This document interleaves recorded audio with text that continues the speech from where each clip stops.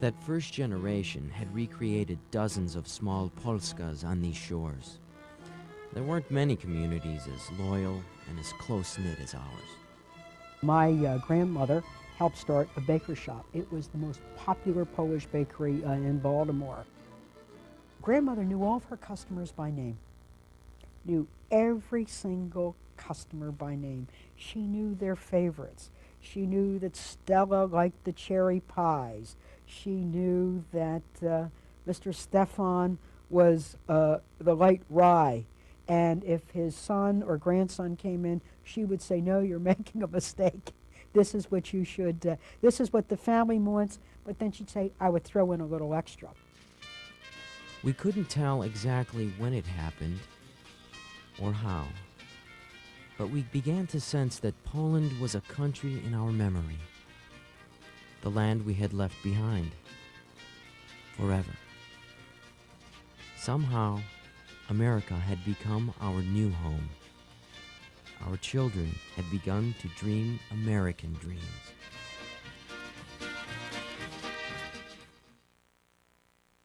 If you look at the history of Poland, you can't help but feel the same way that we feel, which is that this poor country has been battered about. It's, you know, the battered child of Europe.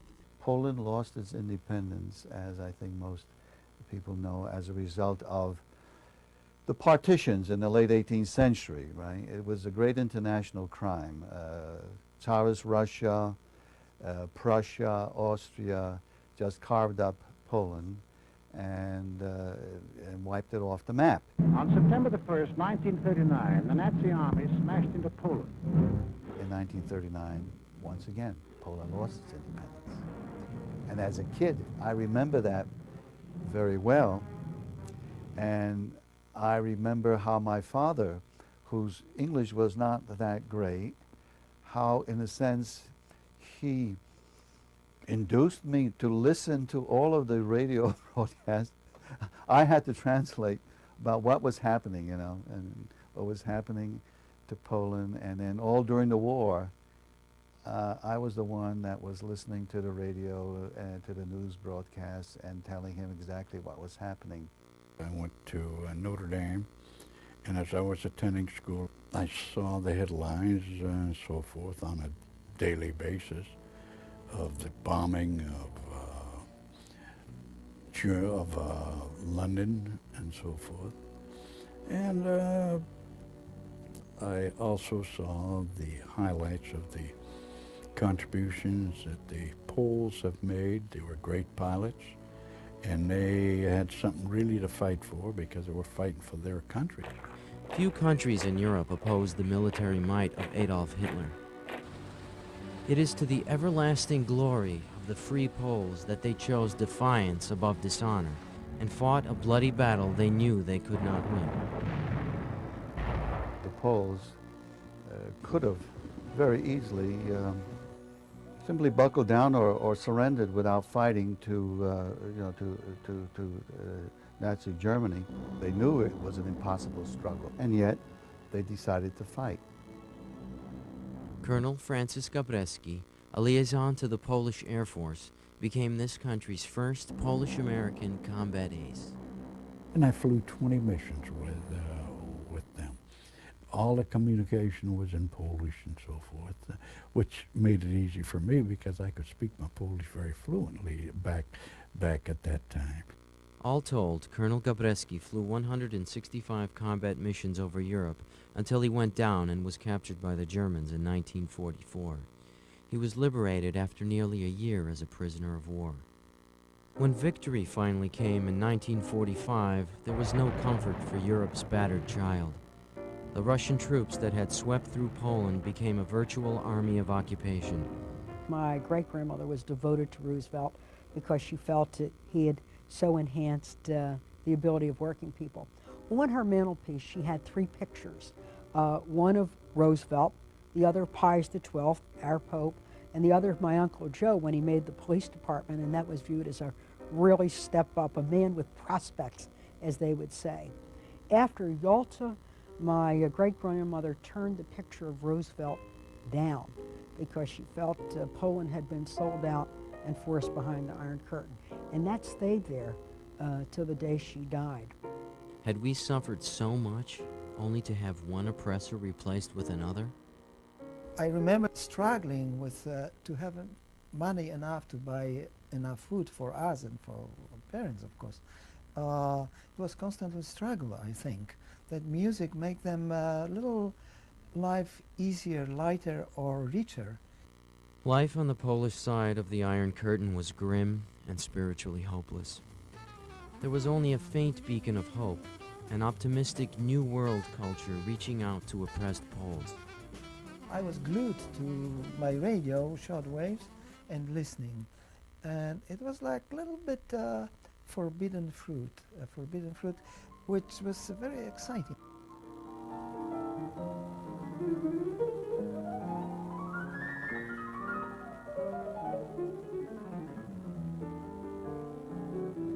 Today you have it's legal, everything is fine. If you want to play jazz, everybody understands it is good music too. But at that time in Poland, official propaganda used to say, and they wrote many negative statements about jazz. Poland was under an Iron Curtain for almost 50 years. We, the American Poles, felt it incumbent that we would keep a culture going in the diaspora. While we were strongly American, while we're part of the larger culture, we're in the Senate, we win Nobel Prizes, we're presidents of universities, we run businesses, we have families, we're everywhere. We're soccer moms to senators. At the same time, we knew that there was a culture that could not express itself freely and independently.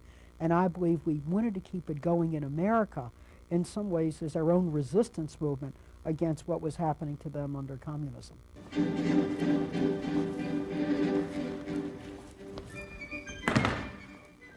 We, the Polish American community, are very conscious of keeping up our traditions. We have Polish schools on Saturdays where children learn to speak and write in Polish. We have dance groups.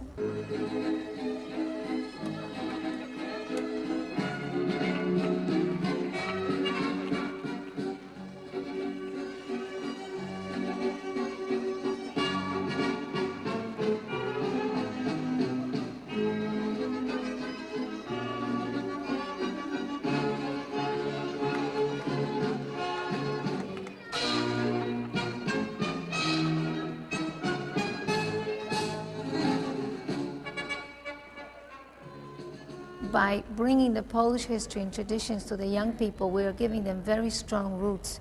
We're making them good individuals so they feel good about themselves. They can go out into the world and become good American citizens, yet knowing where they come from. Our rich and varied Polish culture is so much more than the polka. But God help us, we really do love that dance. You're not going to be bummed out when you're listening to polka music. It's impossible. I love polkas, I really do. I know it's not hip to like polkas in LA, but I love them. I love Italian opera. I love, I get my tickets for the Cleveland Orchestra all the time, but I love polka dancing. My father had this great ability, even when we weren't in our area, to be able to switch the dial on the car radio and just find a polka station somewhere, no matter where we were traveling. Once there was a hall in our community that had every Saturday night, they had a dance, the Polish dance, and the Polish orchestra and so forth.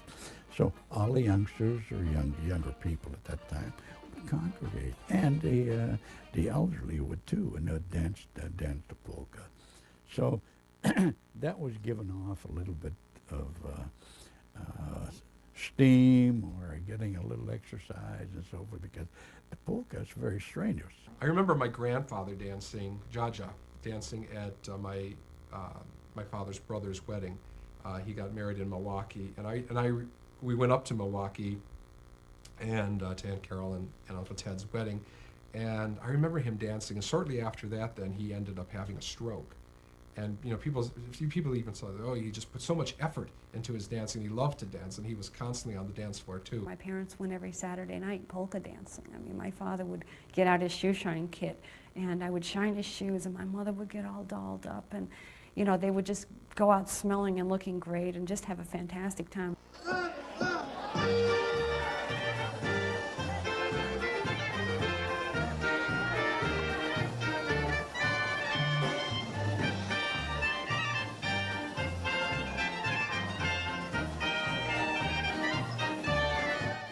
My father's favorite dance was the oberek, which is sort of a three-stepping, a wonderful thing with these fantastic turns, and one of my greatest memories of him is dancing with him at the park. And he would be part of, say, the parish picnic or something where he was really busy and running around. It was a hot day. But he would take the time to dance with me, and we would go around these corners, and he would just hold me in a way such that my feet would almost leave the floor on these turns, and I would just think I was just going to go like shooting off into the parking lot, just go flying.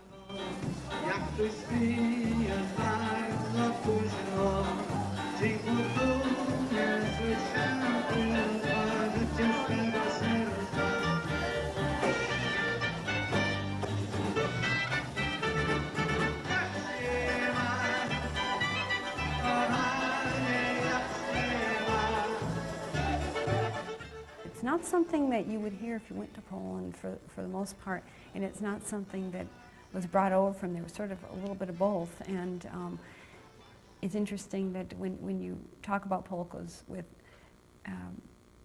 people who were from Poland, or they really don't know what you're talking about in many respects. You know, they've not heard of the stars that we have, and the people who win Grammys for it are just a mystery to them. It's really an American thing. It's hard to tell when we're at our most Polish, when we're whirling in a wild polka or sitting down to a dinner table filled with Polish delicacies. So it's very important to Polish Americans to keep at home tradition like food and things which we used to do in Poland. Kibasas were smoked down the street by this fellow, and everybody, well, not everybody, but a lot of people would sort of have their own little smokehouse in the back, and kind of like an underground kibasa movement going on where, oh, I can get you some from his. And when the relatives began to move down to Florida, well, make sure you bring me a kibasa from this guy or that guy. You know, there were things they couldn't get down there. My grandfather always said making kibasi, really what you need is salt, pepper, and garlic.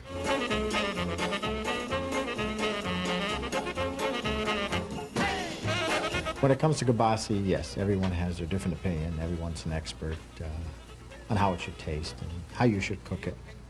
Some people will cook it in the oven. Some people will broil it. Some people will boil it. Some people will simmer it. With the fresh kibasi, some people will cook it for 20 minutes. Other people will cook it for 40 minutes. Some people will cook it for an hour and a half, which at boiling temperatures is too much. The best way would be to take the thermometer and test it. As Italians talk about the pasta that their mother or their grandmother made and the great sauce and everything, I think Poles talk about pierogi.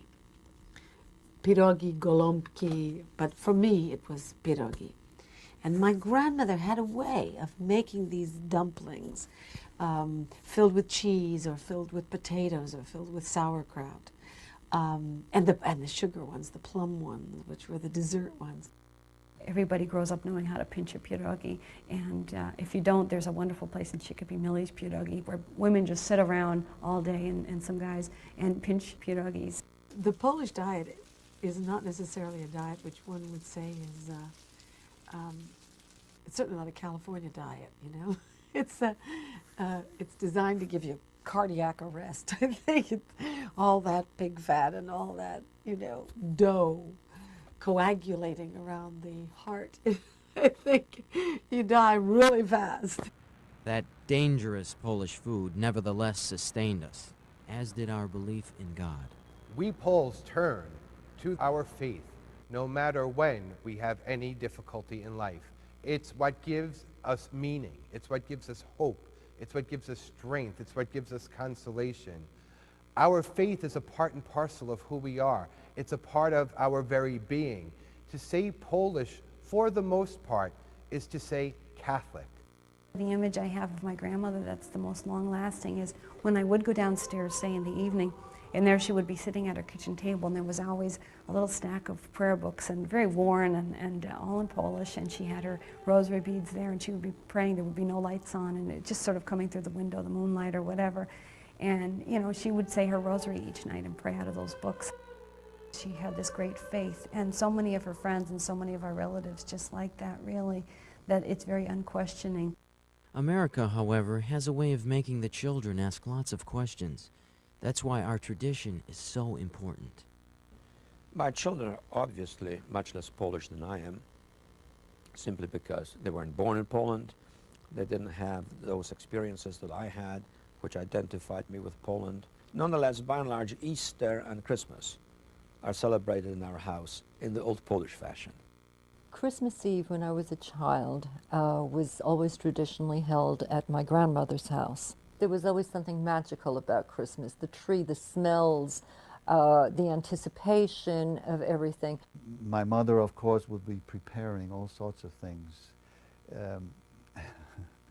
It would be sauerkraut soup, for example, with potatoes and with peas. It would be the pierogi filled with either cheese or with sauerkraut. There would be lots of different kinds of soups. There were not only sauerkraut soups, but borscht would be, borscht, red one, white one. My father, on his way back from work in the town where he worked, would stop at his mother's and bring different components of it over to our house. And my grandmother downstairs would be cooking and baking, and my mother would be cooking and baking upstairs. And so that was something really a wonderful memory. It wasn't just the food that mattered. For the Vigilia meal, timing was crucial. The Vigilia meal was very exciting.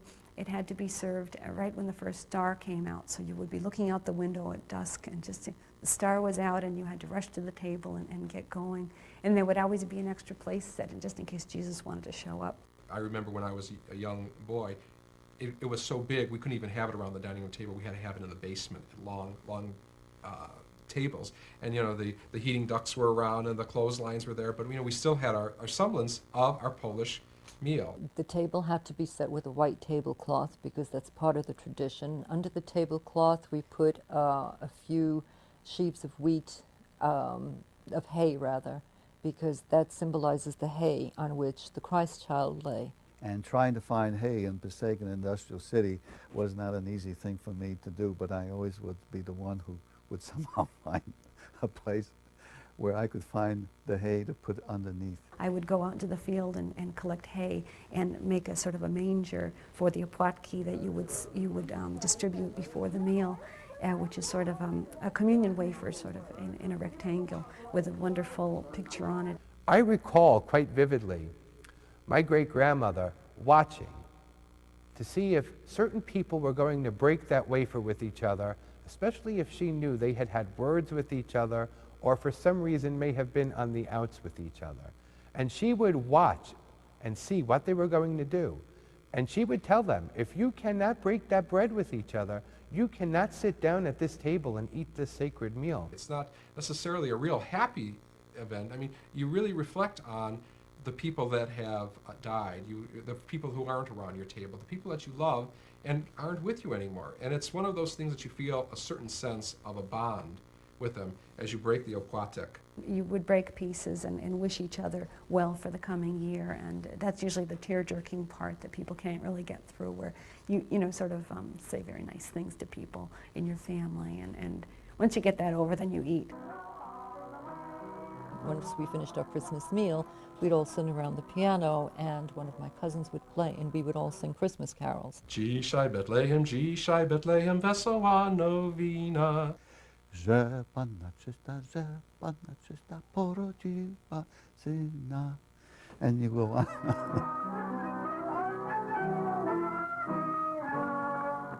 During those bleak years when Poland was occupied and oppressed, Christmas was a bittersweet time for us. We prayed devoutly for our distant countrymen who could not freely show their love and devotion to God. At the same time, we were deeply grateful for the good fortune that had been ours in this, our adopted land. But most of all, Christmas was a time to renew our faith in the future. With his help, we had survived centuries of pain and humiliation, and we had prevailed. So we gathered to pray for yet another miracle.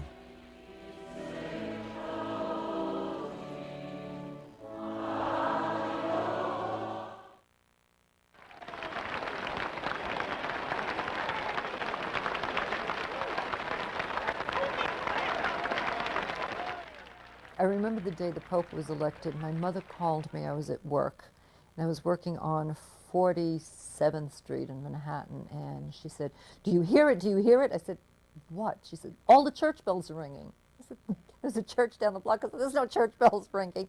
"Yes, yes." I said, "We have a new Pope." I said, "Who?" She said, "Wojtyła." I said, "What?" I said, "No, no, no, you must have heard wrong." She says, "No, we have a Polish Pope." I thought it was a joke. All of a sudden, I heard the bells of St. Stanislaus ring. So I said, "I'll call you back." I went out. Everyone was in the street. Screaming, yelling, people hugging each other, jumping up and down in a circle, people running out of the buildings, banging pots, ringing bells, anything that they could get their hands on. Great jubilation. All of a sudden, all the bells on the campus started to toll. People were running around crazy. It was a wonderful, exciting moment that I'll never forget. We were a half a block from the waterfront, and people were out on the street, and then two of the tugboats went out into the water and blowed their horns, and it was like VJ Day. It was like an enormous celebration. I can't remember another time when there was such festivities like this that has ignited the whole Polish community. I think even people who weren't people who had forgotten their Polish ancestry a long time before, all of a sudden became Polish again. You know, oh yes, well my great-great-grandfather was from Poland. Oh yeah, right, now you remember. You know, because everybody just wanted a little bit of association with Karol Wojtyła, John Paul II. What a man. Johnny Carson, you know how he does bit on his television show. When the Pope was confirmed, they said normally the white smoke comes out of the chimney, and you know that they have made a decision in choosing the Pope. That's how it's done at the Vatican. Well, Johnny Carson mentioned that night that we all knew it was a Polish Pope because when the smoke came out, it spelled Bobby Vinton. What do you think about the third non-Italian Pope in the Church's history? I think it's a very good move.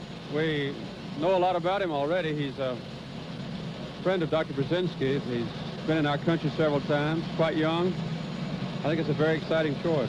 I received a call from the Carter White House saying that President Carter wants you to be part of the American delegation. I went with Ed Muskie, Brzezinski, Marian Krupczak, who was the Lieutenant Governor of New York. And when we took off from Andrews Air Force Base on an Air Force plane, flying to Rome for this investiture, the first thing we did was Brzezinski and Muskie led us in a vodka toast to that we could not believe that there was a Pope of Polish heritage. We drank a shot of vodka, somebody on the plane broke out an accordion, and we sang songs halfway across the Atlantic. We were a lot more dignified when we joined the diplomatic delegation. You think we were enthusiastic? Yes.